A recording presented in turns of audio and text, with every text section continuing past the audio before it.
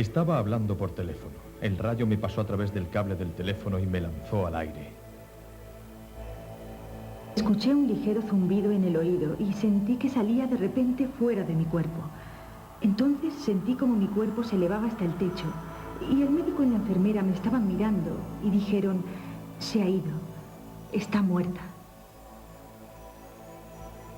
Me llevaron al hospital. Los médicos hicieron todo lo que pudieron por ayudarme, pero me dieron por muerto.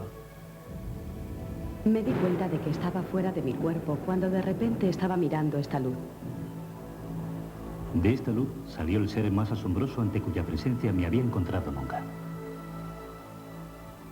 Este ser era todo altruismo, comprensión, amabilidad, todo paz envolvente, un amor maravilloso.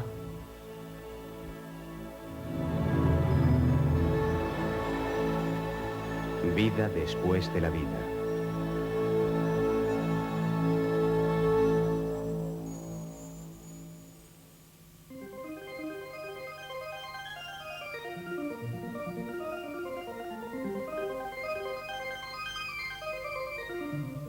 Después de estar un tiempo en esta luz, todas las personas tienen que hacer el viaje de regreso. Lo que nos cuentan es que no lo hacen por sí mismos, ya que si por ellos fuera, se hubieran quedado en su paraíso.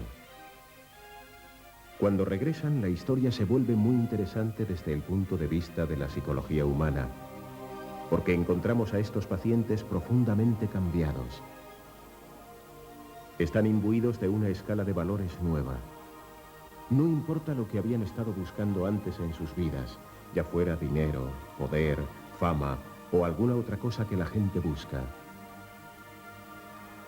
Declaran que valoran en primer lugar el amor al prójimo. Buscan relaciones de cariño con sus semejantes. Nos cuentan que ya no le tienen miedo a la muerte.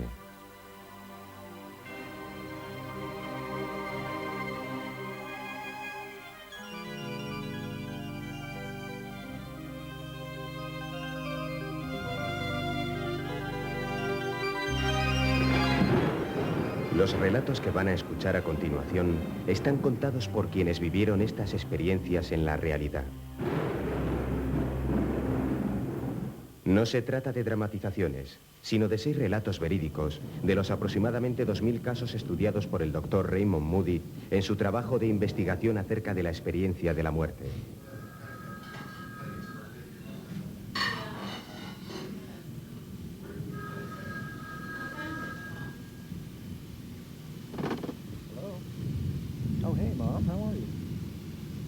¿Diga? Ah, hola, mamá, ¿cómo estás? No, ¿qué pasa? ¿Qué le ha pasado? No.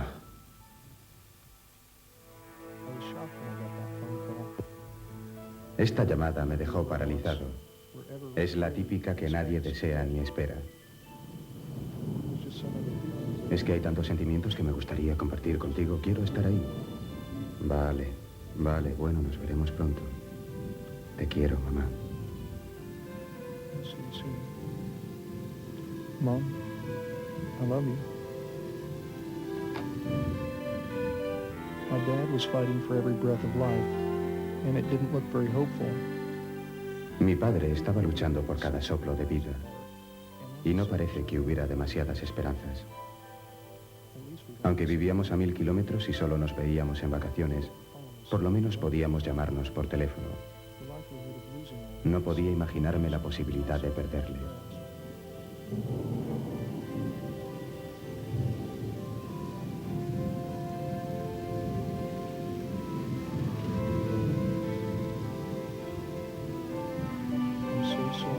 Querido papá, siento tanto lo que estás pasando. Sé que eres fuerte, pero nos has dado un buen susto.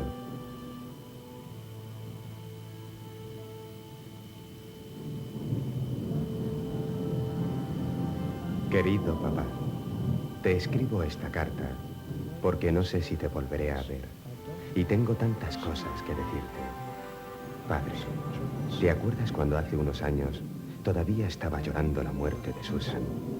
Encontré un gran alivio en algunos libros que leí sobre la muerte.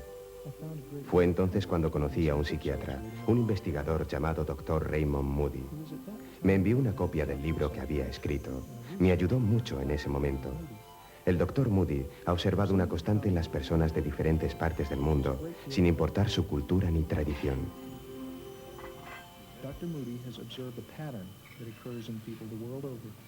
De hecho, las creencias religiosas y el pasado de la persona parecen no influir en el hecho de tener la experiencia o no, e incluso en el contenido de la misma. Hemos hablado con gente que eran ateos agnósticos antes de la experiencia y han tenido durante su muerte vivencias preciosas y auténticas. ¿Y siguen siendo ateos agnósticos? En absoluto. Una vez que han vuelto, nos cuentan que están totalmente transformados y que no les cabe ya duda de que existe algún Dios y que hay una vida después de la muerte. El libro trata de la investigación de los casos de personas que han rozado la muerte, muchas de las cuales de hecho vivieron la experiencia de morirse y posteriormente revivieron y ahora están vivos para contarlo. Lo que pasó fue que sentí como si me hubiese golpeado un tren. Lo que realmente sucedió fue que estaba hablando por teléfono. Tenía sujeto el auricular. El rayo entró por el cable del teléfono a mi cuello y de ahí pasó a través de la espina dorsal para luego lanzarme al aire. Me sacó de mis zapatos y soldó los clavos de las suelas a los del suelo, que era mi conexión con la tierra, y por eso no exploté. Antes de dispararme, calibré donde estaba el corazón, como cuando hacíamos prácticas de reanimación cardíaca, y coloqué ahí el cañón apuntando al pecho y disparé. No había respondido al tratamiento. Estaba cada vez peor y tuvo que acudir el médico a ver qué pasaba. Y en este punto oí que decía, la he perdido, se ha ido. Y pensé, ¿de quién estará hablando? Justo antes había tenido terribles dolores. Me dolía tanto que quería alejarme de ello. Se dieron cuenta de que tenía 42 grados de temperatura. Y en lugar de esperar a la ambulancia, el capitán a cargo del pabellón me llevó a rayos X. Y lo último que recuerdo es que me preguntó si me podía enderezar lo suficiente para que hicieran una toma del pecho. Recuerdo que oí el peculiar zumbido de la máquina de rayos X y el chasquido. Después me dijeron que perdí el conocimiento.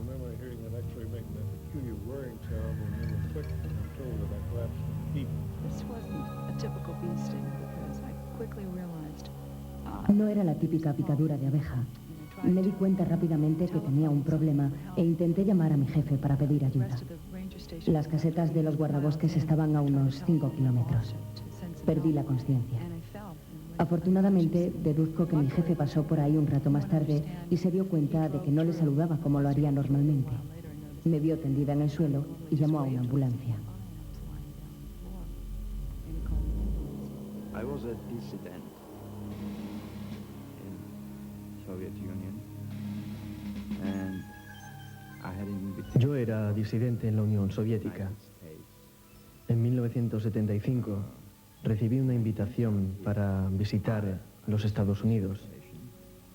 12 meses más tarde, en 1976, me dieron la visa de salida después de muchos trámites oficiales y me puse a preparar mi viaje.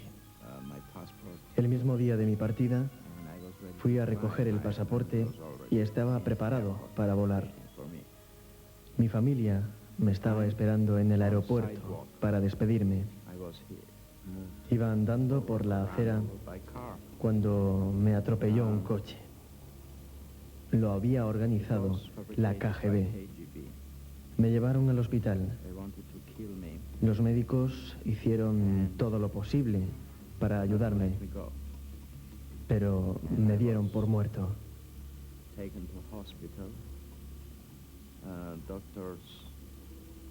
Did anything they could to help me, but I was declared dead. Hemos encontrado estas constantes prácticamente a lo largo y ancho de este mundo. Nos cuentan que en este punto, cuando el médico declara que están muertos, quieren realmente oír al médico decir ha muerto o lo hemos perdido o algo similar. Cuentan que desde su perspectiva realmente se sienten aún muy vivos. En efecto, tienen un mayor grado de consciencia y nos cuentan que tienen la sensación de abandonar sus cuerpos físicos y flotar en la posición horizontal típica sobre la cama, ya fuera en el quirófano o en la UBI, y entonces miran hacia abajo y pueden ver sus propios cuerpos físicos tumbados en la cama justo debajo de ellos. Flotaba por encima de mi cuerpo y había gente alrededor mío, solo que yo no me daba cuenta que esa persona que estaba ahí era yo. De pronto, oí esta afirmación. Se ha ido, se ha ido. Se lo estaba diciendo el enfermero de la unidad móvil al conductor. En ese momento, yo estaba de pie detrás del enfermero y le veía cómo manipulaba mi cuerpo.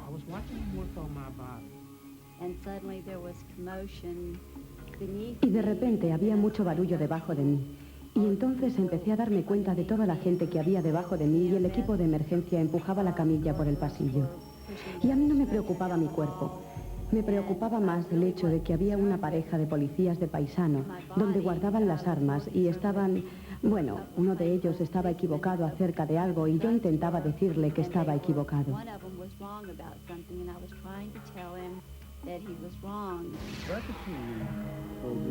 Podía ver a los soldados, a las enfermeras y a los médicos, pero ellos no me podían ver a mí. Y fui de pabellón en pabellón, de cama en cama, intentando encontrar un soldado que se pareciera a mí. Cada vez estaba más desesperado, porque como ya he dicho, podía ver a estas personas, pero no me podía comunicar con ellas. Por último, entré en esa pequeña habitación aislada y ahí estaba, tumbado en la cama, con la sábana por encima de la cabeza, ese cuerpo que tuve que reconocer como el mío, porque llevaba mi anillo en el dedo. Y oí un ligero zumbido en el oído y de repente sentí que me salía fuera del cuerpo. Estaba, no sé cómo salí de él, pero estaba de repente fuera de mi cuerpo y me senté en la cabecera de la cama durante un minuto para echar un vistazo alrededor. Entonces sentí que flotaba hasta el techo y miraba hacia abajo. Y él dijo, se ha ido. Y no me lo podía creer. Y pensé, ¿quién se ha ido? E intentaba mirar hacia abajo para ver y sentía otras presencias conmigo. En realidad eran ángeles guardianes, pero yo les llamé guías.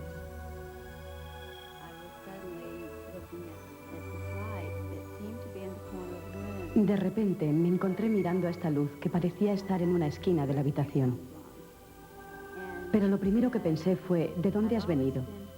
Y ella dijo, siempre he estado aquí, pero tú no eras capaz de verme antes. La razón por la que utilizó ella es porque emanaba sensaciones de altruismo, amor, un amor envolvente, comprensión, amabilidad. Y todos estos son atributos que yo los consideraba femeninos.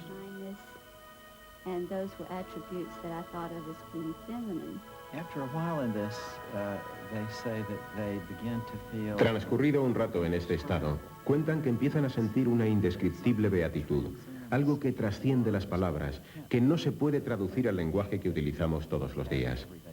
Por ejemplo, un hombre me contó que aunque tenía un gran dolor de pecho antes de abandonar su cuerpo, tan pronto como lo hizo se llenó de una tremenda sensación de júbilo y paz, una especie de éxtasis.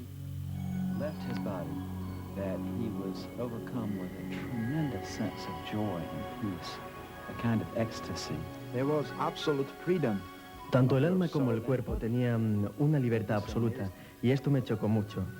Fue muy interesante. Estaba feliz de tener este tipo de experiencia porque podía ver los pensamientos de los demás, podía ver todo lo que estaba sucediendo, podía oler, podía oír y ver los pensamientos de los demás. Esta era la razón principal de mi felicidad y me hacía sentirme orgulloso. No sé si orgulloso es la palabra adecuada o no, pero estaba orgulloso de poder ver sus pensamientos. Recuerdo que estaba muy contenta de estar por encima, de estar fuera y ser capaz de mirar hacia abajo, y no me sentía amenazada en absoluto. Entonces supe que se suponía que tenía que seguir el ritmo de mi cuerpo, así que seguía mi cuerpo por todo el pasillo, atravesando la puerta principal. Y hay algo acerca de cuando estás fuera, hay algo relacionado con la idea de salir o la salida cuando estás fuera de tu cuerpo, que cuando salí a la calle yo me sentí, fue simplemente maravilloso. Pero era una especie de... era algo así como estar mirando todo el rato a través de los cristales de la ambulancia, porque me lo estaba pasando muy bien fuera. Era una especie de experiencia bonita con las luces y todo. La sensación de ligereza. Al haber salido de mi cuerpo, no solo dejaba de padecer, sino que también me sentí libre de todo. Ya no era la mujer de nadie, ni la madre ni la hija, tan solo era yo misma. Recuerdo claramente que todo el rato intentaba mirarme a mí mismo y pensaba, qué feo eres. Porque este hombre era feo y además estaba en peligro. Y tenía toda la cara cubierta de venitas azules. Yo era feliz, realmente feliz de estar fuera de este cuerpo. Podían quedárselo y no sentía una pizca de remordimiento o tristeza pasara lo que pasara. No me molestaba. Vi mi cuerpo y lo odié, y no quería regresar a él. Parecía una persona algo enclenque y enferma, y no se me había ocurrido hasta entonces. Me pareció que transcurrieron algunos minutos, pero estoy segura de que fue un instante, que esa persona era yo. Estaban intentando reanimarme porque me estaba muriendo y, de hecho, mi corazón se había parado.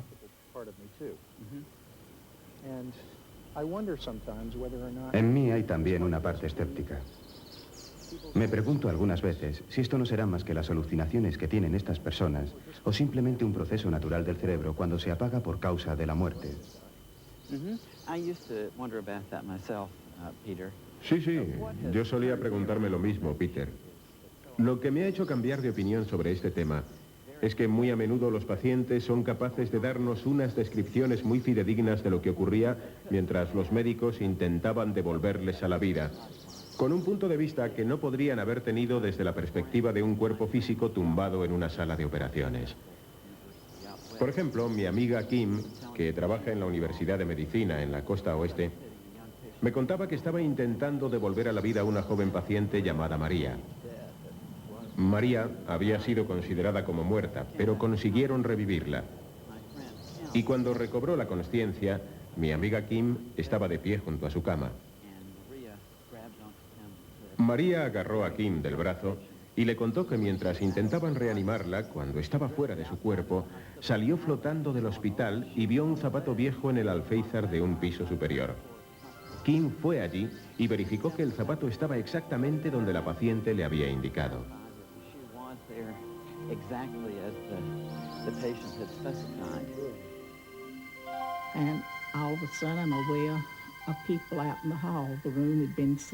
De repente me di cuenta de la gente que estaba en el pasillo.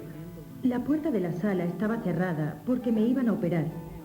Inmediatamente salí por la puerta. No la abrí, simplemente salí. Me encontré inmediatamente al otro lado, en el pasillo.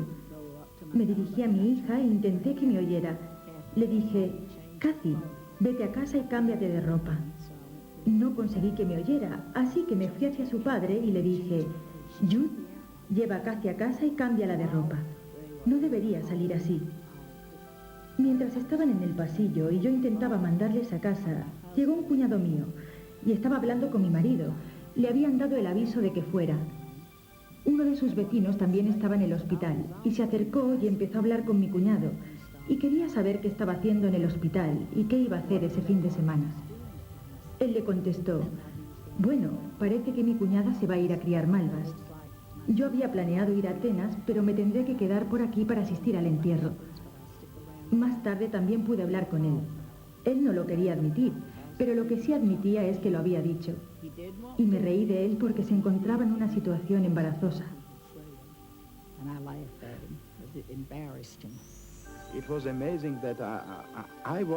Lo asombroso era que nunca abandoné mi cuerpo. Estaba en todos los sitios en los que pensaba, pero con mi cuerpo. Esto significa que no abandonaba una parte por la otra. Estaba en todas partes al mismo tiempo. Podía estar en Nueva York, Texas, Moscú, Italia, Georgia, cualquier lugar. No existía ni la distancia ni el tiempo para mí. En este momento pensé que me apetecía ver a mi hermana. Así que inmediatamente me encontré en Radfield, en el estado de Maryland, en su casa, y ella se estaba preparando para hacer la compra. Llevaba un traje beige con una blusa verde. Tuvo que volver a casa para buscar las llaves que se le habían perdido, coger la lista de la compra y finalmente salir por la puerta para meterse en su Chevrolet azul Monte Carlo.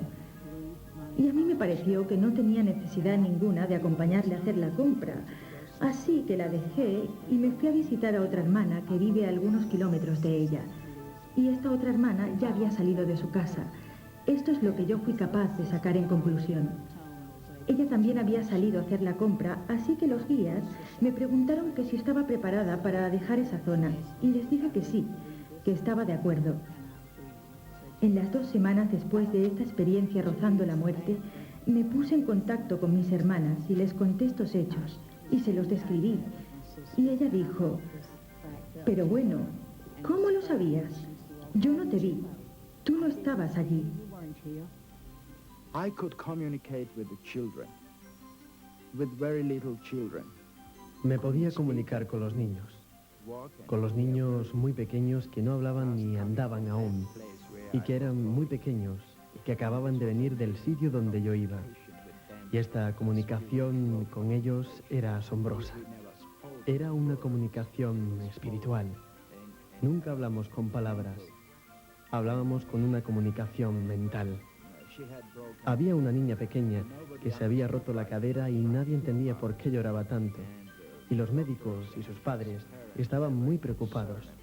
Y yo le dije, no llores, de todos modos nadie va a entender por qué lloras. Y ella dejó de llorar y me sonrió, ¿sabes? Y fue una experiencia increíble para la gente que estaba alrededor. La miraron y exclamaron, ¿qué ha pasado? ¿Por qué ella no llora? Yo quería contar lo que le pasaba a la niña, pero no me podía comunicar con ellos. Al tercer día regresé a mi cuerpo. Y 3 días más tarde, cuando pude hablar, les conté que su hija estaba llorando porque tenía una cadera rota y que este era el diagnóstico que estaban buscando. Y resulta que era verdad, ¿sabes? Fue una revelación que les sorprendió tremendamente.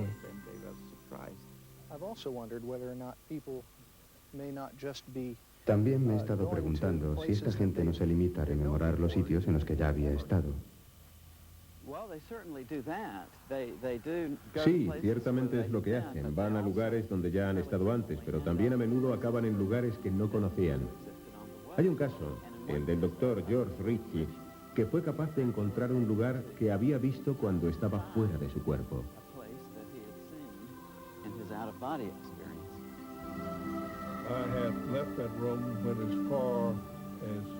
Me había marchado de la habitación del hospital y llegué hasta Vicksburg, Mississippi. Vi a un hombre que estaba a punto de entrar en un café, de esos que están abiertos toda la noche, ahí en la esquina de la calle, en Vicksburg, y le pregunté si me podía decir si iba en la dirección correcta para Richmond. Y él actuó igual que el enfermero que estaba en el pasillo cuando entré al hospital, como si no me pudiera ver ni oír. Realmente pasé a través del enfermero cuando salí del hospital, pero lo único que quería era volver a Vicksburg, y ni siquiera ese contratiempo me retuvo. Y cuando este hombre no fue capaz de verme, me di cuenta de que se había operado un gran cambio. Algo no funcionaba, porque no era normal que la gente no me pudiera ver ni oír. Sé que era Vicksburg, Mississippi, porque 10 meses más tarde, después de esa experiencia, volví y reconocí el café. El tiempo y la distancia, tal y como tú y yo la entendemos en esta habitación, simplemente no existen, porque simplemente por el hecho de querer ir a Richmond, lo estaba haciendo.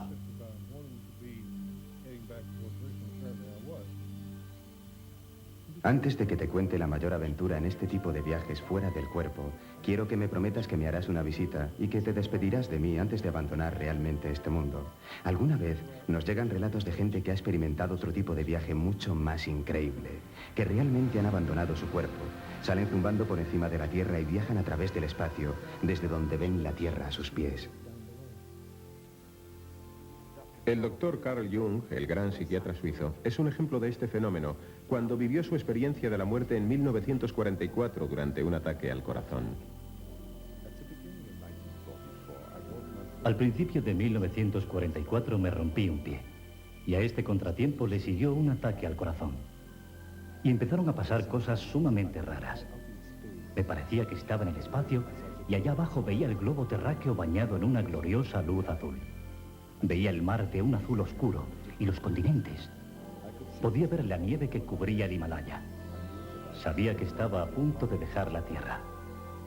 El panorama de la Tierra desde esta altura es lo más glorioso que he visto en mi vida. Después de estar un rato en esta situación, estas personas se dan cuenta de que aunque pueden ver y comprender perfectamente todo lo que está pasando, nadie es capaz de verles ni oírles. Parece que experimentan una etapa de regresión para volver a encontrar su sentido de la identidad, si es que se le puede llamar así. Se dan cuenta de que este fenómeno que están experimentando tiene algo que ver con lo que nosotros llamamos muerte, y es en este momento cuando tienden a desarrollarse las partes más trascendentales de las experiencias que rozan la muerte. Tengo un dolor y estoy en la oscuridad. Soy incapaz de ver nada. No puedo mover la mano ni el cuerpo, y entonces comprendo que no tengo nada. Pero yo estoy ahí, y eso me asustó. Miedo, lo desconocido. ¿Por qué a todo el mundo le asusta la oscuridad? Porque no saben lo que es la oscuridad. El miedo a la oscuridad se debe a lo desconocido. Lo desconocido te produce miedo. Por eso yo estaba asustado también. Estaba asustado de la oscuridad. Estaba asustado de estar ahí. Pero todavía más de saber que estaba en algún sitio sin mi cuerpo, pero lo estaba. Yo era científico, ¿sabes? Trabajé sobre la idea de la psicología y los idiomas. Aprendí física, química y muchas otras fisiologías, anatomía, y todo se basaba en la dialéctica materialista, el materialismo histórico. Y mi idea era que era imposible de estar en cualquier lugar sin tu cuerpo. ¿Dónde está mi elemento principal? Mi vida, mi cuerpo, estaba mortalmente asustado. Pero ya estaba muerto, y ese era el sentimiento sorprendente para comprender que existía y no existía al mismo tiempo. Si piensas, existes. Si yo pienso, pensé en ese momento, existo. Pero si existo y pienso, ¿por qué no puedo pensar positivamente acerca de lo que me está pasando alrededor? Y comencé a pensar sobre la luz. Vi la luz tras la oscuridad. Y esto me sorprendió. Pero el primer sentimiento que tuve fue llegar a esa luz. El primer pensamiento que me vino a la mente fue meterme en esta luz y tomé esta iniciativa. Nos describen cómo aparentemente son llevados a un recinto de algún tipo. A menudo lo llaman túnel, y van a través de este túnel bastante rápidamente, y salen, y al otro lado se encuentran con una luz increíblemente brillante, cálida y acogedora. No sé exactamente cómo entré en el túnel, ni en el momento justo, pero fue cuando los guías me preguntaron si quería y les dije que sí. Y entonces sentí que me movía en una dirección ascendente. El túnel no era demasiado grande. Había el espacio justo para una persona a un tiempo. No te tocaba y yo no alargué mi brazo para tocar las paredes. Pero era negro. Y sentí que me iba para arriba y miraba esta luz brillante al final del túnel. Y lo siguiente que recuerdo es que mientras avanzaba veía la zona gris. Pero no me paré para meterme ni para ver qué es lo que pasaba ahí. Continué mi camino para salir a un precioso valle de pastos, flores, una luz brillante y preciosa, unos colores vívidos. No hay nada aquí que se le parezca.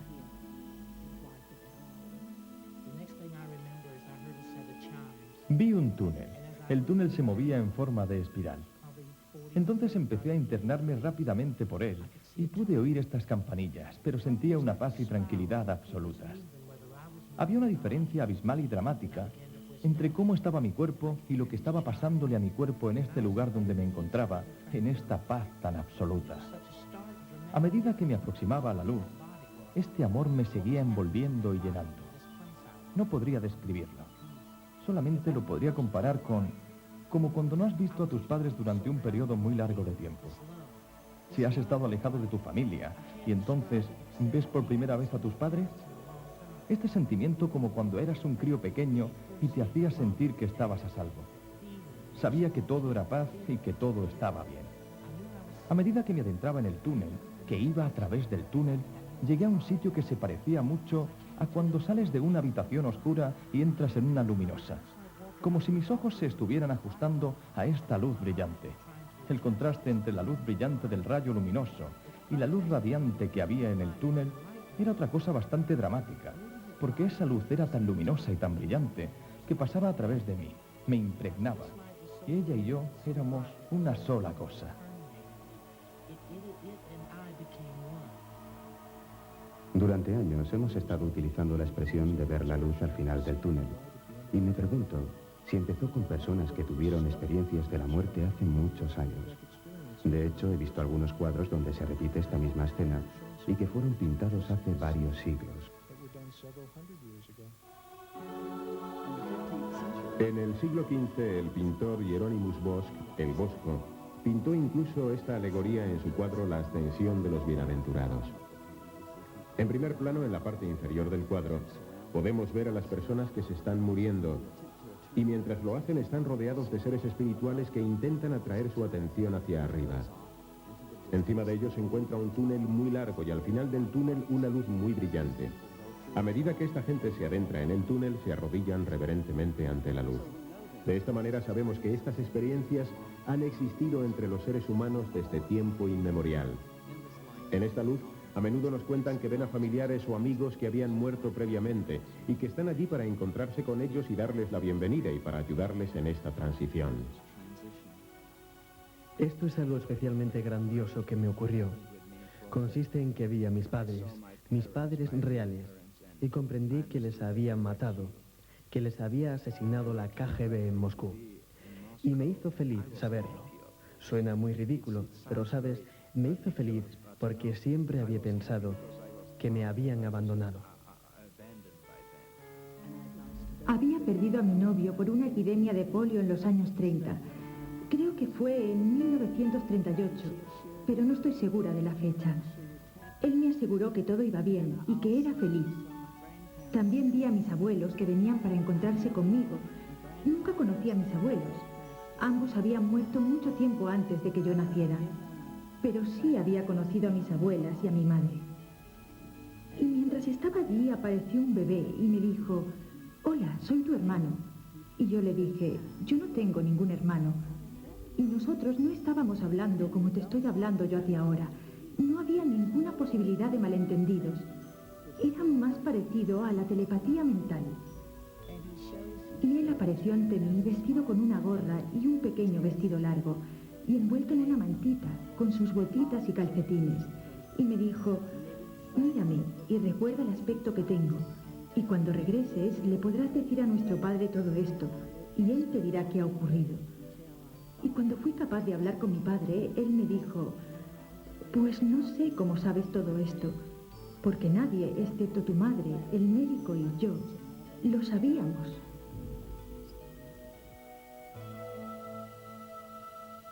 Así que me resulta esperanzador saber que no importa lo que nos ocurra, nos encontraremos alguna vez, algún día, con nuestros seres queridos, familiares y amigos que ya han muerto. Todas estas personas que vienen a encontrarse con nosotros parecen animarnos a ir ante la presencia de esta luz y nos hacen saber que todo va a ir bien.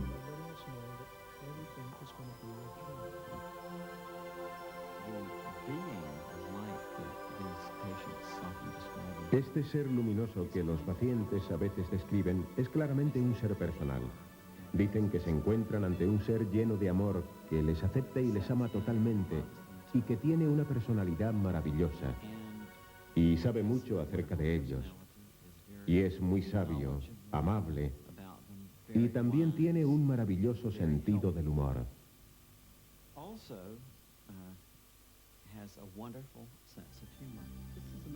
Esta es la parte más maravillosa. Es una luz cálida y amorosa. En su mayor parte es masculina, pero también tiene tonalidades de amor materno y fraternal. Late intermitentemente envolviéndolo todo. La luz me acepta totalmente y me perdona todo, pero ¿puedo yo perdonarme a mí misma algunos actos egoístas que he cometido?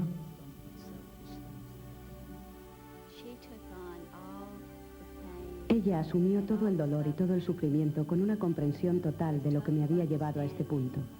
Y fue como si estuviéramos entrelazadas, como si lo que yo sintiera, lo sintiera ella también. Y era como el amor incondicional que la mayoría de los padres sienten por sus hijos, que no importa lo mal que me porté.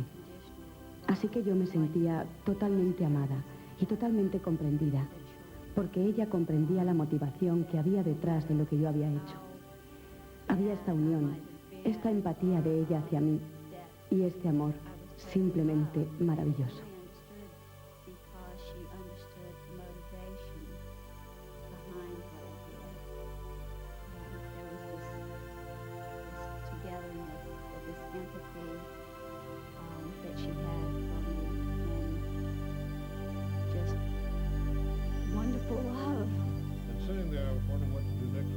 Estando sentado ahí, me preguntaba qué era lo siguiente que iba a hacer, cuando de repente la habitación se inundó con esta luz. Este ser espiritual que estaba mirando el cuerpo muerto que yacía en la cama, le ordenó: levántate, estás en presencia del Hijo de Dios. De esta luz salió el ser más asombroso ante cuya presencia había estado jamás. El hombre de constitución más fuerte que había visto nunca. Vi un ser que avanzaba hacia mí. Por aquellos días nadie me había hablado de la experiencia de la muerte, ni me la habían descrito nunca, así que no tenía ni idea de cómo relatarla. Desde entonces he oído a las personas describirla como Dios, o Jesús, o Moisés, o de muchas otras maneras, también como un gran ángel. Creo que este ser luminoso era mi parte espiritual, la mejor parte de mí que estaba observando la otra parte de mí que acababa de vivir esta vida. Me encontraba tan cómodo con este ser y tan seguro. Comprendí que si alguien se conoce a sí mismo y conoce el amor que hay de Dios en sí mismo, entonces podrían tener la misma relación consigo mismo. Y era como si este ser hubiera venido para estar conmigo.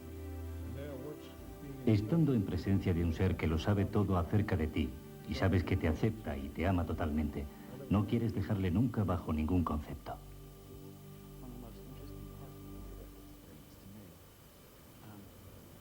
Esta es una de las partes más interesantes de la experiencia de la muerte para mí. Estos pacientes nos cuentan que en los últimos momentos de su vida, a menudo en presencia de este ser amoroso que está con ellos, ven un panorama donde se despliega todo lo que han hecho en su vida, desde el momento de su nacimiento hasta el momento en que se encuentran próximos a su muerte. Y dicen que lo ven todo al mismo tiempo. No los acontecimientos separados en secuencias temporales, sino todo desplegado ahí de una vez, de manera que es difícil describirlo. A medida que las paredes del hospital desaparecían, vi cada diminuto detalle de mi vida. Vi mi propio parto por cesárea y todo lo que me había pasado en los 20 años que había vivido, pues por entonces solo tenía 20 años. Con la luz se produce esta panorámica visión de la vida. Comienza con el nacimiento. Continúa justo hasta el momento en que nos encontramos entonces. Todo al mismo tiempo. Y a la vez eres parte de la visión y la estás observando. Realmente estoy en ambos sitios a la vez. Supongo que es una versión acelerada de una cámara que va al doble del ritmo que debería ir. Realmente tenía las sensaciones de lo que estaba ocurriendo mientras lo veía. Y también de alejarme y ser capaz de mirar alrededor. Y ver los diferentes acontecimientos que habían acaecido en diferentes momentos de mi vida.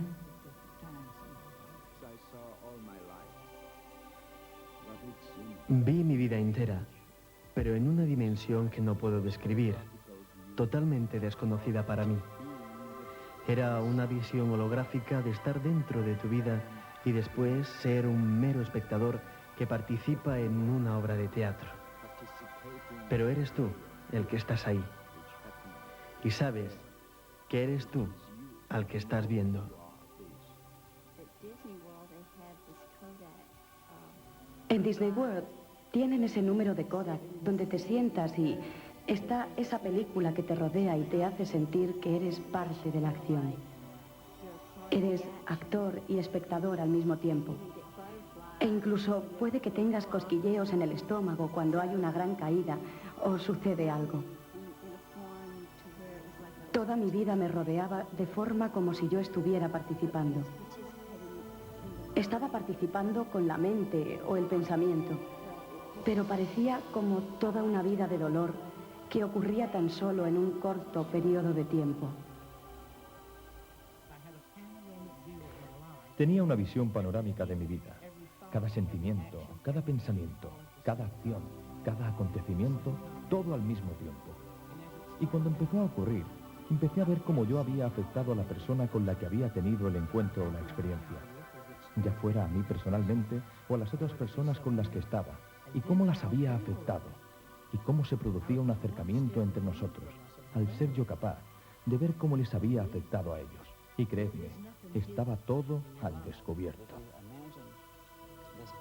Si visualizas este panorama de tu vida, es como un estanque de aguas mansas y cada acción de tu vida es como una piedrecita que tiraras al estanque. En el momento en que la piedrecita choca contra la superficie del agua, ves las ondas que produce. Pero él lo cuenta como si estas ondas influyeran en los demás, como si se pudieran ver los efectos secundarios en otras personas en forma de ondas. Así que yo pienso que ilustra lo vinculados que estamos los unos a los otros en esta vida, lo mucho que afectan nuestras acciones y sentimientos a los demás. Y por supuesto, en esta revisión de la vida se nos advierte de ello de una manera muy profunda. La gente dice también que no son las cosas de tu vida que esperarías ver las que necesariamente se encuentran en esta revisión. No están los grandes acontecimientos, sino más bien los simples actos de amabilidad, a menudo cosas que quizás se te hayan incluso olvidado. Verás las cosas que hiciste de corazón. Ayudar a una anciana, levantar a un niño pequeño, ayudar a alguien. Algo que hiciste sin premeditación, sin pensar, que simplemente te salió de lo hondo del corazón. Estas cosas vagan por el universo. No tus grandes logros, ni lo que has conseguido o lo que piensas que tiene valor. Son las cosas pequeñas las que tienen valor. Y todo lo que siempre consideré importante y bonito de lo que había hecho, eso no contaba para nada. Sí lo hacían las cosas pequeñas, desconocidas, las que haces por los demás. Y el amor siempre está ahí para ayudar a ver a los demás ese amor y esa mano amiga en el camino. Y al mismo tiempo te estás beneficiando porque también estás recibiendo algo.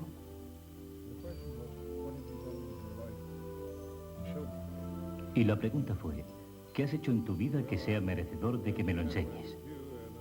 Bueno, y mirando esta visión panorámica, espero que él se dé cuenta de algunas cosas buenas. Estoy intentando escoger las mejores y que él no vea algunas otras que son embarazosas, que me ocurrieron cuando era adolescente. Y yo pensé, bueno, fui un buen Boy Scout. Volvió a preguntar, ¿qué has hecho con tu vida? Y estaba preguntando que si yo había aprendido a amar a mis semejantes del mismo modo que él me aceptaba y me amaba. Miras este panorama desde el lugar del que revisa, y para ser crítico contigo mismo, no para ser juzgado o condenado. No había ninguna condena en él, no había ninguna en absoluto. No había más que una advertencia en los ojos de Dios. Mírate a ti mismo, fíjate en cómo eres realmente. Mira lo que has hecho y las cosas que has valorado. La experiencia de la muerte te da un valor de lo que es el amor, de lo profundamente que eres amado y de lo profundamente que eres capaz de amar. Empiezas a sentir una parte de ti mismo más espiritual y mucho más magnífica de lo que hubieras considerado nunca. A menudo la gente nos cuenta que este ser está también interesado en los conocimientos que las personas han adquirido en esta vida. Si aparece una escena en la que uno está buscando el conocimiento a través de un curso o intenta comprender algo, este ser hace comentarios de una manera casi despectiva. Incluso después de la muerte, el proceso de aprendizaje continúa y lo que aprendemos aquí nos lo llevamos con nosotros a la siguiente esfera. La gente dice que en primer lugar el amor y luego en un segundo lugar, casi de una manera elegante, parece ser el conocimiento y la comprensión que han adquirido.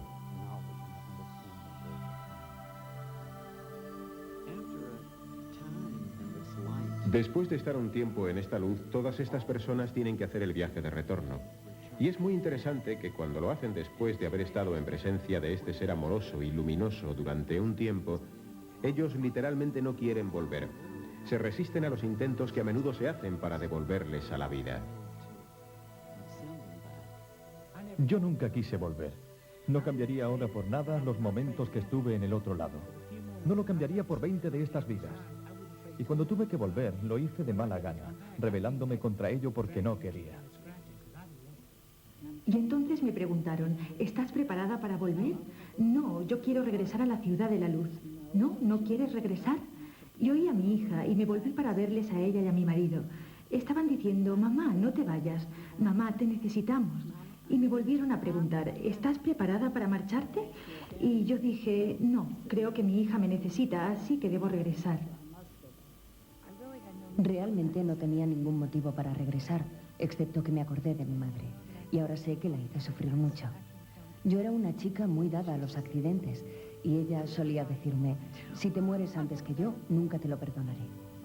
Mi madre estaba tan en sus 13 de que no me iba a morir antes que ella, que eso fue lo primero que me vino a la cabeza. Nosotros estamos vivos gracias al amor, y esto fue lo que me hizo regresar. Pero para ser honestos, no me apetecía nada. Pero este amor me hizo regresar. Otras veces cuentan que les dan a elegir, que les dicen que pueden elegir entre seguir con la experiencia que están viviendo o regresar a la vida que tenían antes.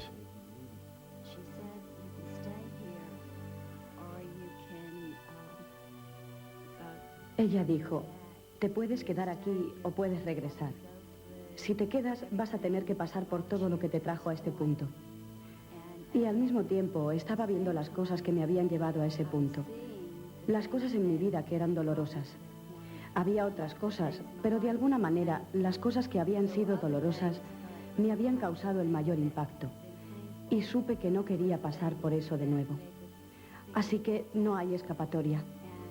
Si intentas quitarte la vida y lo consigues, de alguna manera tienes que volver y vivir la vida desde el principio y pasar por todas las cosas que te resultaron dolorosas en tu vida. Y entonces, partir del punto en que te quitaste la vida. Así que no te estás escapando.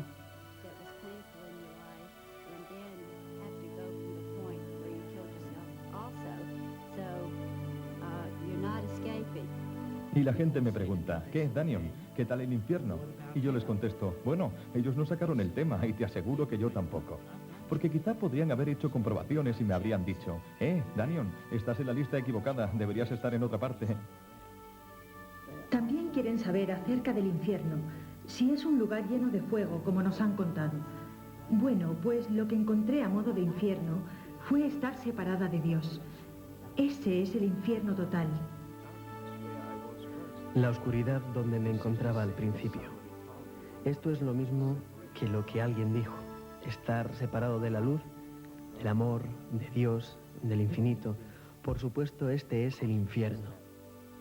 Por esto el suicidio fue condenado por todas las religiones. Por eso te dicen que vas a ir al infierno.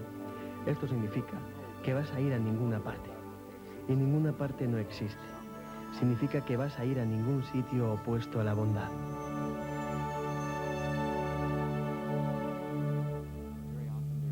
Todavía no te ha llegado la hora de morir. Tienes todavía cosas que hacer, así que debes regresar. Yo me encontraba en el depósito de cadáveres ese fin de semana.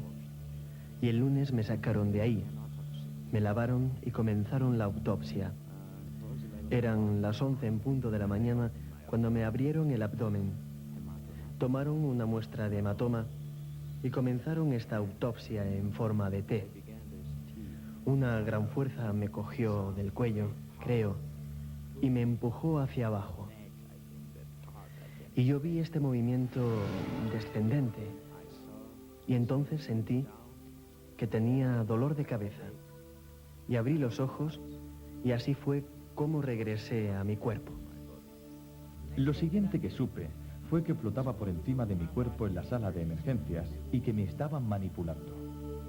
Entonces dejaron de manipular en mi cuerpo y pusieron una sábana por encima. Rellenaron un papel y me llevaron en una camilla a una habitación.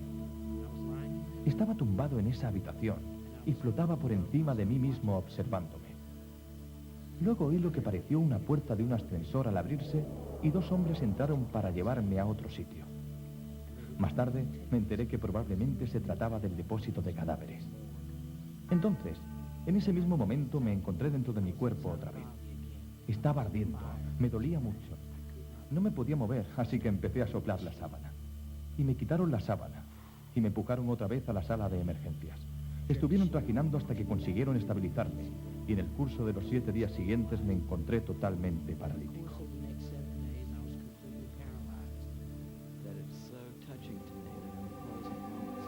Me conmueve que en los momentos más cercanos a su muerte, tantas personas que regresan cuenten que lo más importante para ellas en ese momento era el amor. La cuestión de cómo habían amado a su prójimo. Tuvo una gran cantidad de efectos y cambios en mi vida. Me he convertido en una persona más comprensiva con los demás. Ahora sé que no tengo derecho a quitarme la vida. No quería regresar y me gustaría volver al otro lado. Algún día lo haré. Y entonces espero que me pueda quedar y no tenga que regresar e intentarlo otra vez. Pero sé que no puedo quitarme la vida e ir allí. Las cosas no irían bien. Pero pienso que ahora soy una persona mejor, en cuanto a que tengo en cuenta las necesidades de los demás y no soy siempre egoísta. Yo todavía soy egoísta, porque todavía soy humana, pero ha cambiado mi manera de pensar.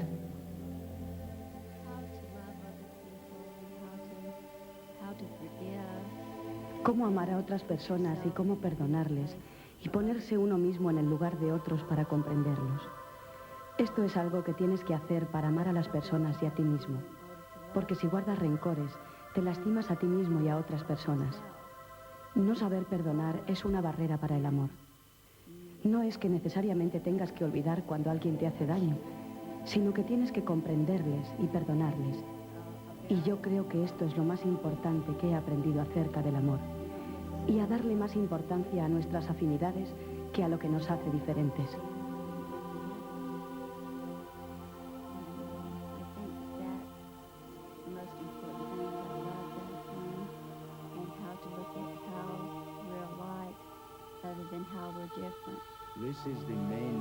Este es el mensaje principal que me traje a mi regreso. Que el amor no se puede reemplazar. Esto es eterno y el amor está siempre con la vida, juntos. El amor es lo que mantiene al mundo vivo. El amor es la eternidad. El amor es básico para el ser humano. Y nosotros estamos todos vivos gracias al amor. Creo que lo más importante acerca de la experiencia de la muerte es que se da con un orden. Y el hecho es que desde los niños pequeños hasta la gente mayor tienen experiencias similares. Y si la gente pudiera entender que si prestaran más atención a los demás y les cuidaran y tuvieran fe y esperanza los unos en los otros, nosotros también podríamos empezar a creer y tener fe y esperanza en la naturaleza verdadera del amor de Dios. No veríamos a Dios desde un punto de vista religioso, sino espiritual, que todo es posible gracias al amor. Y también nos cuentan que su miedo a la muerte desaparece absolutamente después de esta experiencia. Veía la vida como una luz infinita, como un ser eterno. Nosotros no podemos morir porque hemos sido creados para vivir por siempre. La dimensión del espíritu es la vida eterna. Lo más importante que he aprendido es que la vida es eterna. La muerte no es ni más ni menos que una puerta, algo por lo que uno pasa a través. La muerte no existe. No tengáis miedo. La muerte es solo una parte, una estación de tren, donde tú siempre vas para ir a otra vida. Me resulta muy reconfortante y me anima mucho oír tantos relatos de muchas personas que han explorado la vida después de la muerte física y han encontrado que la vida sigue. Así que ahora sé que es verdad, que si cualquiera de nosotros se fuera mañana, nos encontraríamos otra vez en lo que debe parecer un instante, un breve momento, como se suele decir. Pero pase lo que pase, quiero decirte que me siento muy afortunado de que haya sido mi padre y que te quiero mucho, con mucho amor, Peter. Ahora sé que será un viaje seguro. Que no harás este viaje solo, sino envuelto de amor. Un amor más grande que el que puedas comprender. Y cuando llegues a tu sitio en este viaje, aunque no te quedes ahí, o seas como uno de los pocos de nosotros que hemos regresado, has de saber que simboliza la manera ordenada en que Dios ha preparado la vida para cada uno de nosotros y el tránsito a otra vida. Que es que no te mueres, que el amor de Dios te acompaña en todo momento y que tú estarás para siempre en otro lugar.